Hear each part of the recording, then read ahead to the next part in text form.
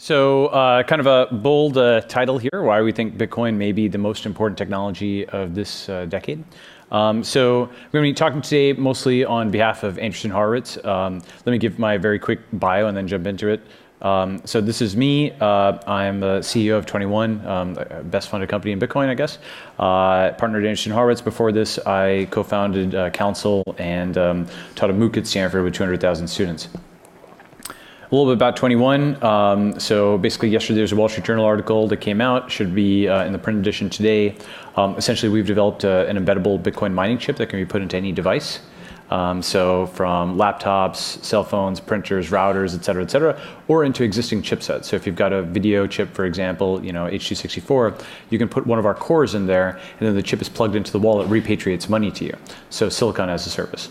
So we think that's going to be interesting. Qualcomm, Cisco, Kozla, et cetera, are all investors. But let's leave that for another time. So let's just talk about this. Why do we believe at A16Z that Bitcoin may be the most important technology of this decade? So if you step back with me to 1994, what is this internet thing anyway? It's a great clip by Bryant Gumbel and company of the Today Show. Basically, he's talking about what is this @ symbol, and you can Google it. It's YouTube, Bryant Gumbel 1994, and what is internet anyway? And that's really what we want to kind of talk about. What is Bitcoin, right? And the concept here is we've got about 5 theses, and kind of a FAQ to go through frequently asked questions. And this Andreessen Horowitz thesis on Bitcoin, 5 sub-theses. So number 1, Bitcoin is a protocol. Number 2, we believe Bitcoin is here to stay. In 2013, that was a question mark. I don't believe it's a question mark anymore. Number 3, by many measures, Bitcoin is bigger than Google. So there's hopefully, still in the audience or listening in. But Bitcoin mining is by many measures bigger than public estimates of Google's supercomputer. Number 4, Bitcoin has a very powerful network effect with 4 different players in that network effect: miners, developers, merchants, and users. Number 5, Bitcoin is open source. We believe that a good analogy for Bitcoin is that Bitcoin is to PayPal as Linux is to Windows. And in the same way that people coordinated around, everybody who did not own an operating system coordinated around Linux. In the same way, everybody who does not own a payments rail, we believe, is going to coordinate around Bitcoin. And then I'll go through the FAQ and what we think of as the most important question on Bitcoin. So first, let me kind of motivate Bitcoin. Bitcoin is a protocol. What do we mean by that when we say payments are now packets? So, if you think about, if you think about physical cash, right? When person A hands person B a dollar bill, right? Then person A knows person B no longer has that dollar bill. But with digital cash, if person A sends the dollar bill to the serial numbers of that dollar bill to person B, then person A may still have a copy of the serial numbers, right? As such, they have the temptation to potentially double spend.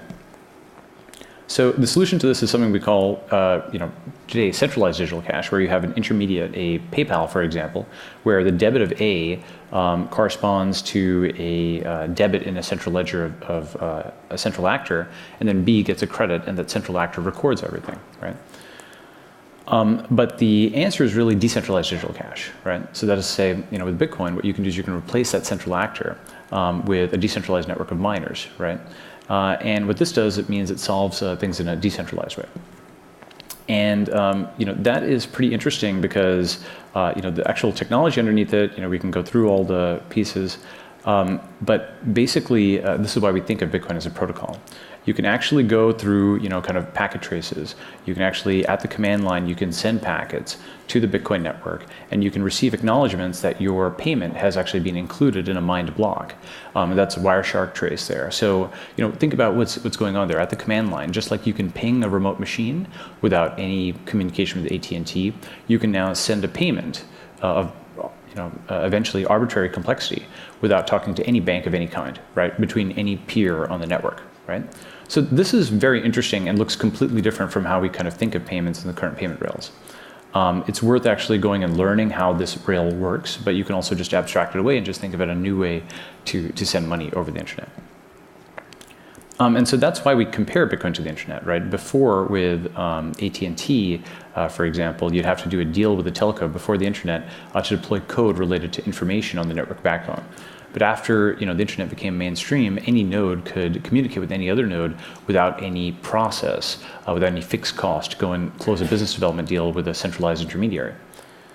In the same way, we think of Bitcoin as distributing banks, right? So before Bitcoin, you'd have to go and do a deal effectively with a bank, either implicitly or explicitly. Implicitly, if you go and work with PayPal, for example, because underlying that is a bank, underlying that is Fedwire, and so on. Or explicitly, if one goes and actually communicates with the bank.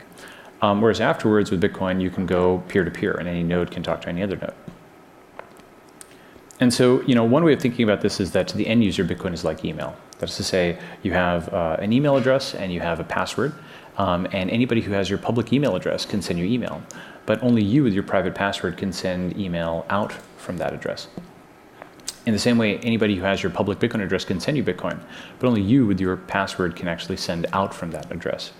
And so importantly, just like email, there's nobody who owns Bitcoin. There's no bitcoin.com. The code is open source. I mean, there is a bitcoin.com, but it's not getting revenue from it. So second point, Bitcoin is here to stay. We think that institutional momentum, it's now beyond a tipping point. And so essentially, large government actors, large financial actors, so Bernanke, Yellen, Larry Summers have all made positive statements about Bitcoin. In fact, yesterday, Larry Summers just announced that he's joining the Strategic Advisory Board of 21, and has said, at first we may be surprised by the presence of a technology like embedded mining. Eventually, we may be surprised by its absence. So it's become, fairly bullish on Bitcoin. The way I put it is, that was kind of how money was printed in the 20th century, and now here's how it's printed in the 21st. With finance, NASDAQ, Wall Street Journal, Bloomberg, Wall Street, many mainstream financial institutions have now embraced Bitcoin, written reports, et cetera. Very, very, very different scenario than 2013, 2014. We think, 2014 in particular was a year of institutional acceptance. Many governments have made positive statements. In technology, GitHub repositories, wallets, Google integration, startups, market penetration, it's still early, but hundreds, thousands of merchants that accept Bitcoin, PayPal, Stripe, Braintree, all the payment systems do, pop media coverage, VC investing is on pace for $1 billion plus this year. And just to dive into this a little bit, we have all three, kind of past, present, and alternate future, Federal Reserve chairs have said positive things. We have, multiple federal government agencies have said neutral to positive things. One of my favorite lines is, when the U.S. government sold 30,000 Bitcoins recently, they wouldn't have sold 30 kilos of cocaine, right? So it's a de facto legitimization of Bitcoin when they did that, right? State governments as well, you've got New York out in front with their BIT license, but you've got a bunch of, various state governments that have said positive things and that are competing to legalize Bitcoin. Outside the U.S., it's even more positive in many countries. So, Chancellor Osborne of the UK wants to make Britain Bitcoin country. Japan has said it's not going to regulate Bitcoin. Bitcoin makes Aliyah in Israel. And in fact, if you take, I thought that was a great headline. If you take the global perspective, right, interestingly, only really China and Russia are the large countries that have sort of impeded Bitcoin. And even there, it's something where, China's nominally communist, but everybody's a capitalist. So, they contain contradictions, right? Like Walt Whitman. So Bitcoin is actually doing pretty well on an international scale, and just given where the network is, it's just very difficult to actually ban it. It's not a centralized actor. Nobody can be fined and put in jail to stop a Bitcoin transaction from happening. You'd have to basically shut down every miner in the world, and at this point, that's close to shutting down the internet because of how distributed it is. In terms of institutional finance, so more on this. Just there's ETFs out there. There's NYSE just today launched a Bitcoin index. Here's an example of NYSE USAA and BBVA investing in Coinbase. I mentioned Larry Summers, working with us. And so essentially, we think it's not right now, but maybe in like a year or 2 years, we're going to see a number of companies talking about, what's your Bitcoin strategy? Just like, what's your social media strategy? Each kind of vertical has sort of taken their own business and then intersected it with Bitcoin. So if you're in payments, you're kind of implementing with payments. If you're a merchant, you're accepting it. If you're in news media, you're writing about it. If you're in gaming, then you're accepting it for in-game points. So for example, Xbox and Zynga.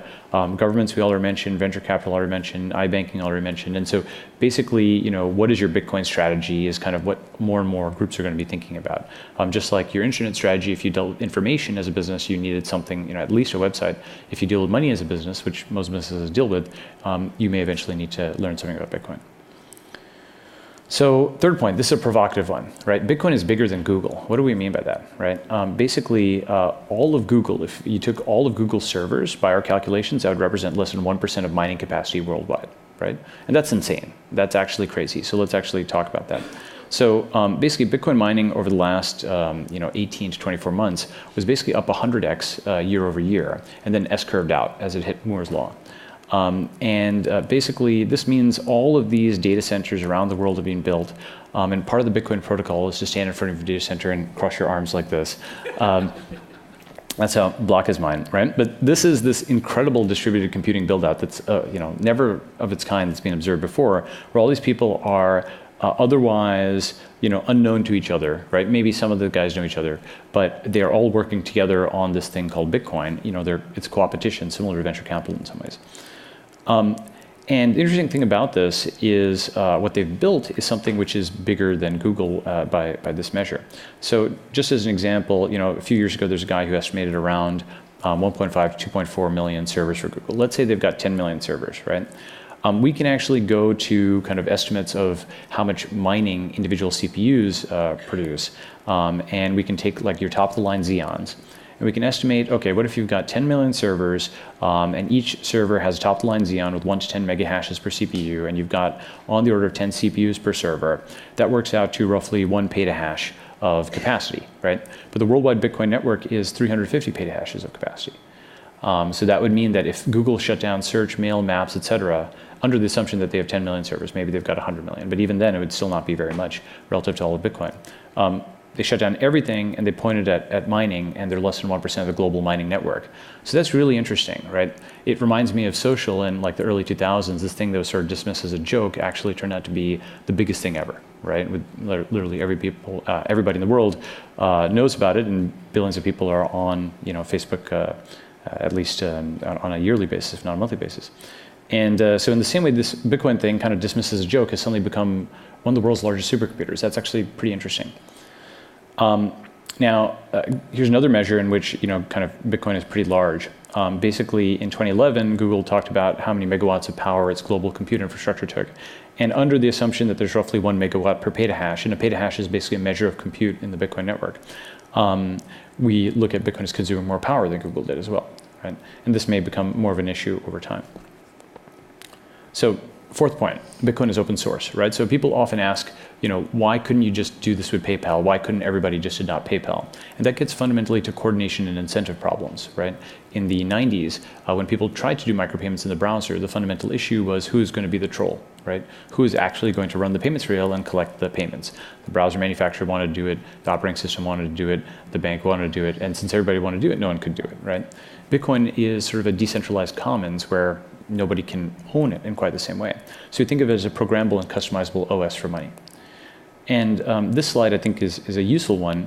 When we say Bitcoin is to PayPal as Linux is to Windows, there's a lot of points you can unpack out of that, right? So first is, in the upper left, every entity can now get banking, right? In the same way we went from a human-associated landline to an internet, machine-associated IP address.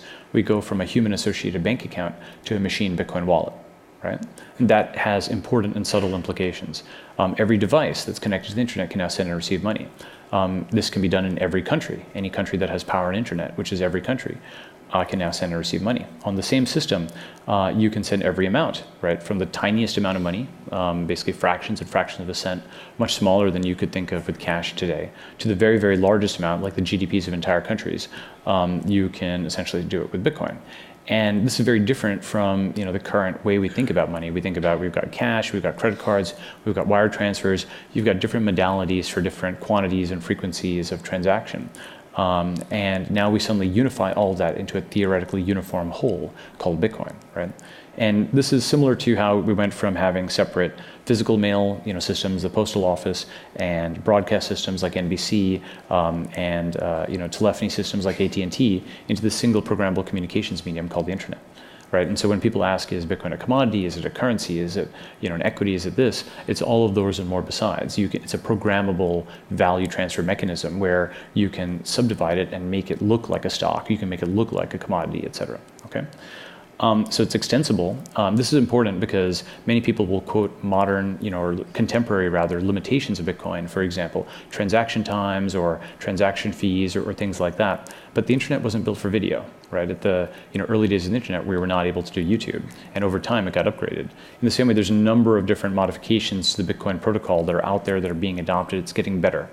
It's unfreezable, so people often have a problem with PayPal in that it can freeze your account. That cannot happen with a Bitcoin account. It's free and open source, and this is just the payment system. We haven't gotten to the contract language and multi-signature and all this other type of stuff that's in there. Multi-signature is basically a way to put a board of directors vote into a program, and so the potential of this is pretty substantial. To give some examples, I talked about how it's extensible. There's all this forking and modification that's taking place. People are contributing to this commons. It's this ferment of ideas. And, we've seen that movie before, right? We've seen what happens when you have an open source competitor, which has all these different organizations. Even if they mutually don't, like each other or have incentives aligned with each other, they can all align around, okay, we all want Bitcoin to be better, right? That's extremely powerful. Okay, next point. Bitcoin has a network effect, right? So with 4 sides. This is one of the reasons we believe it's going to be pretty much unstoppable. So miners, developers, merchants, and users. Miners go in, they coin the currency, and developers basically get more trust in the infrastructure as miners invest in it. Developers and merchants build applications and things that can be bought and sold for Bitcoin, and then users then have more demand for Bitcoin. This increases the demand, hence the price, hence miners mine more. And this is kind of one of the feedback loops that we've got here. And so because of this, it is really going to be, in our view, Bitcoin or nothing. Everything is going to be either built on Bitcoin or, for a reason, Bitcoin will fail, and then we have like 10 years before the next, decentralized currencies, like Second Life did with VR, and then we had 10 years before Oculus, right? But we don't think Bitcoin is going to fail. If you look at the adoption metrics, they're actually all up, other than one, which is the price, which I'll come to in a second. There's more than 8 million wallets, and that's fairly good growth for the ecosystem as a whole. That's from late 2014, 2015. Record transaction volumes. So transaction volumes in the network are up. There's a roadmap to improve scalability of the network to increase the number of transactions per second. There's huge open source and startup traction, so investments and repos, and that's only till mid-2014. It's probably accelerated since then. And in terms of price, the short-term view on price is basically that due to the increase in the hash rate, miners and merchants have basically been selling Bitcoin, and this sell pressure has pushed the price down. It's almost like a canonical, Gartner hype cycle sort of valley. And I'll come back to the point on price in a second. But the long-term view on price is basically that, over 5 years, 6 years, it's gone up 5 orders of magnitude from 1 cent to $250, right? So there is something substantial happening there, but we'll need something new in order to reverse the downward price trend, which is not completely unimportant as an aggregate measure of interest in the Bitcoin ecosystem. So in terms of facts, let me talk through some quick facts, and maybe I can even take a question or two. So facts. So, people ask, various kinds of questions about Bitcoin. Is it modifiable? And, we've gone through some of that already. The answer is yes. There's Bitcoin improvement proposals, much like IERTFs. That's or rather IETF request for comments. Is it secure? So that's an important point. Basically, in the same way that one can distinguish a counterfeiting operation and a bank robbery, you can distinguish the ability to counterfeit a Bitcoin and to rob an exchange, right? Bitcoin itself, the technology has not been broken, but exchanges have been robbed. In the same way that, it's very different to counterfeit a dollar versus to rob a bank. So while there have been robberies, there haven't been counterfeits of Bitcoin. Is it scalable? We talked about scalability. One kind of meme that you'll see out there, kind of the fourth point over here is the blockchain going to win rather than Bitcoin, right? And we think that is unlikely, mainly because for a blockchain to exist as we currently understand it, you need to have Bitcoin, right? So that is to say, in the lower right corner there, the way that Bitcoin works is you have transactions, so A pays B and C pays A and so on. And what the miner does is they validate these transactions, and in return for validating these transactions, they add an n plus first transaction to that block, which is a direct deposit to themselves, right? That's their incentive for actually running Bitcoin, right? And so because of that, it seems difficult to decouple a blockchain and Bitcoin, because that chain of blocks over there is something where to generate the next block in the chain, the miner is supposed to get some Bitcoin, right? Hence, without some digital incentive to do this, a decentralized one that any miner can compete on, we don't know how to build such a system, right? So that's why the blockchain, not Bitcoin type stuff, that's the narrow interpretation of why it's wrong. The broad interpretation of why it might be right is a blockchain, not Bitcoin says that the informational rather than the monetary uses of Bitcoin are going to be the predominant ones over the next 5 years. For example, device authentication and things like that, right? And so that it's not a completely dumb concept, but it's something which one wants to approach with some degree of sophistication. Other concepts, so people talk about the 51% attack, right? That is to say, and now I'm getting a little more technical, but if you controlled more than 50% of mining capacity worldwide, would you be able to degrade the Bitcoin network? That's something that's been known about since the early days. We believe it's somewhat overhyped in the sense that there are actually technical countermeasures against it. That's a post by Gavin Anderson on that. Other people ask, does Bitcoin have fundamental value? Is it just like tulips? And so, what we always say in response to that is yes, they're exactly like tulips that you can teleport anywhere in the world in arbitrary quantities programmatically, right?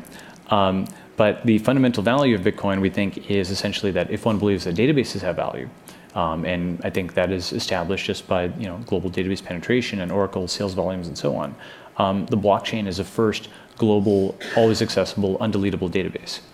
And you can think of an amount of Bitcoin as the write, R-I-G-H-T, to write, W-R-I-T-E, to that database, right? So if databases have value, and if the right to write to a database has value, then Satoshis and Bitcoin have value, independent of any external exchange rate, right? So for example, if you, as another example, if you believe that notaries have value, like a notary public, right, you go to notarize a document, the blockchain can serve as a public notary, a global public notary, that you can basically go and notarize a document with a small amount of Bitcoin. So that bootstraps value. That's like the most, kind of basic industrial use of Bitcoin. And so we do think it does have fundamental value. Legal issues. So I think that, at this point, the traction, among governmental institutions is high enough. And then people talk about alternatives like Litecoin and Dogecoin and Stellar and so on and so forth. So I don't really think any of those is sort of compellingly advantageous over Bitcoin. One of them does deserve a mention, which is Apple Pay. What is the relationship sort of Apple Pay and Bitcoin?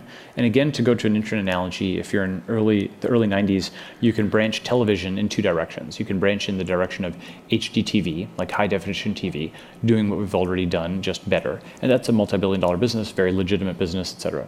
Or you can branch in the direction of the internet, which initially is kind of, worse, but over time develops into something that's very interesting and powerful. And that's sort of how we compare like Apple Pay versus Bitcoin. Apple Pay is very useful. It's useful today. It's doing what we already are doing better. It's a better way to pay at Crate and Barrel and to do mesoscale transactions. But we think Bitcoin is useful for transactions that can't even exist today, like true micropayments, for example. So perhaps the most frequent question is, what about that Bitcoin price, right? This is what people ask. And so the long-term view on price, one can be sophisticated about it. If you think about market depth, right, you've got a balance of buy and sell orders. A price does not come from Mons Olympus. A price comes from the interplay of these two kind of factors. And if you've got more buy than sell orders, the low point of the valley will move to the right. That is to say, it will move towards a higher price. Or conversely, if you've got more sell than buy orders, it'll move towards a lower price. One way of sort of modeling and thinking about Bitcoin is if you imagine that every miner is selling all of their Bitcoin every day at market price, that gives a quantification of what the sell pressure is on a daily basis. And then conversely, by balance, if the price remains stable, what the buy pressure must be to make that price stable, right? So this is roughly, $900,000, about $1 million a day, currently in terms of sell and buy pressure, balancing at $250. One thing that is going to happen next year is halving. That is to say, the amount of Bitcoin that is awarded to miners halves into 12.5 Bitcoin rather than 25. So that means that your sell kind of thing drops in half like this, and then the price will start creeping up, assuming that buy pressure remains constant. This is what happened in late 2013. We think that's going to be at least one of the things that's going to mean a run up in price, but at least mid next year. So this is kind of one aspect of price, is just the pure buy and sell, supply and demand. But there's another aspect of price which we think is very important, which is that the way to not, if sell orders are what decrease the price, then you don't want to sell Bitcoin. Okay, then why would you get Bitcoin? So the first answer to get Bitcoin is as a financial instrument. That's to say you buy it with an intent to sell it later on. But a second answer, which is not really there right now, is you buy Bitcoin in order to use it, right? And a subtlety with Bitcoin that people I don't think have yet taken on board completely is, yes, it's possible to buy a laptop from Dell.com, but Dell cannot pay its vendors in Bitcoin, right? Therefore, Dell has to initiate a sell order. So all you've done is defer the sell order by one step in order to buy a laptop from Dell with Bitcoin. Dell then executes the sell order of that Bitcoin and then pays its vendors in dollars, right? So what you actually need to sustain the price of Bitcoin are closed loops. That is to say, portions of the economy that just depend on Bitcoin going around, in the same way that the butcher and the baker and the candlestick maker all exchange dollars in this closed loop. You need something like that in Bitcoin. And to show that that has some precedent, for example, you've got very small countries like Estonia with 1.3 million people that had their own currency until 2011, right? And so it is possible with just 1 million people to sustain an economy, right? That where everybody accepts a currency, and Bitcoin is already larger than that, right? But it's on the internet. All these points are dispersed, right? So the interesting question here is, for the long-term sustenance of the Bitcoin price, you need these closed loops. And so you need to be able to build, not just speculate. And that to me is basically, the most important question in Bitcoin is, can we build this cloud economy, right? Can we build those closed loops? Can we build that cloud economy? Perhaps the most important question in Bitcoin, what does that look like, right? When you have people who are dispersed internationally rather than focused in one geographical area, is there some way that you can build closed loops among them? So just let's recap and summarize. We talked about 5 different points in this thesis, right? So Bitcoin is a protocol. Payments are now packets. You can decentralize that centralized actor, the bank. Bitcoin is here to stay. We believe the institutional momentum is, runaway at this point. Bitcoin is bigger than Google in the sense that, by public estimates of Google's server capacity, if they pointed all of their resources at mining, it'd be less than 1%. Bitcoin has a network effect in the sense that there's 4 players in this network, and each of them, as they grow, they improve the others. Bitcoin is open source. It is to PayPal as Linux is to Windows. And finally, we think the most important question of Bitcoin for the price is related to the other most important question, which is how do we build the cloud economy? Okay, so thank you.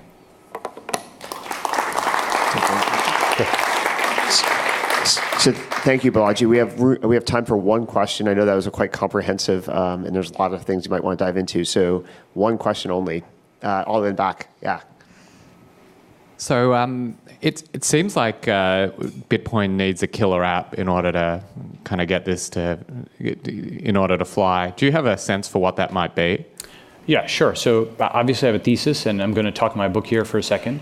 So with that proviso, written a blog post which you can Google called "A Bitcoin Miner in Every Device in Every Hand," sort of a conscious nod to Gates's computer in every desk in every home. And we think that integrated Bitcoin mining in devices will, among other things, solve the long-standing micropayments problem. That is to say, if by plugging your device into the wall, you have a very small amount of Satoshis generated continuously, now you can actually do content micropayments. Now you can actually pay for APIs and so on with the digital currency generated on your device. We think that is going to actually be how it's going to start, with low-stakes transactions rather than high-stakes transactions. That is to say, for sort of relatively trivial things like content and for in-app purchases and so on, versus very high-stakes things like governments and contracts and all that type of stuff. Thank you very much. Thank you.